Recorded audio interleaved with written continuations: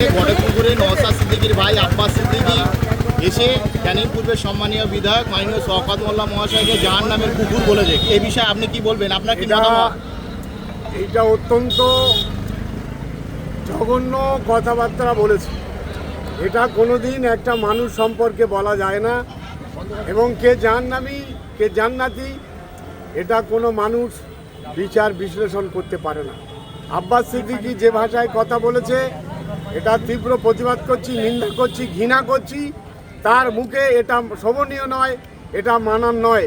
মাননীয় শওকত মোল্লা সাহেব সম্পর্কে বিন্দু বিসর্গ সে জানে না।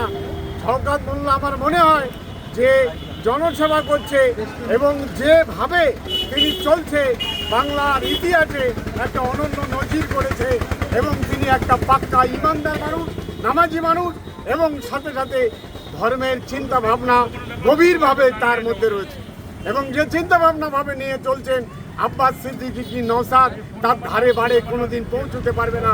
এটা আমি দ্ব্যর্থহীন কণ্ঠে বলছি।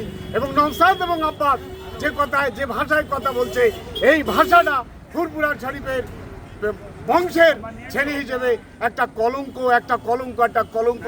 এবং শুনে রেখে দিক, আগামী দিন বাংলা এবং ভারত, বাংলা এবং ভাঙড়ের মাটিতে উৎখাত হবে এবং নিন্দার জায়গা পৌঁছে যাবে। এবং আগামী 26-এ শওকত মোল্লা সাহেবের নেতৃত্বে ভাঙড় থেকে এত পরিমাণ ভোটে হেরে যাবে যেটা বাংলার মানুষের কাছে ওই দুই ভাই মুখ দেখাতে পারবে না।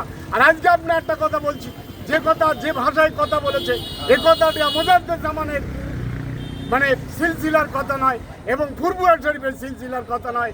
একটা পাক্কা বেঈমান এবং পাক্কা মির্জাফর, এটা আপনি শুনে রেখে দিন। এটাই হচ্ছে সবচেয়ে বড় কথা।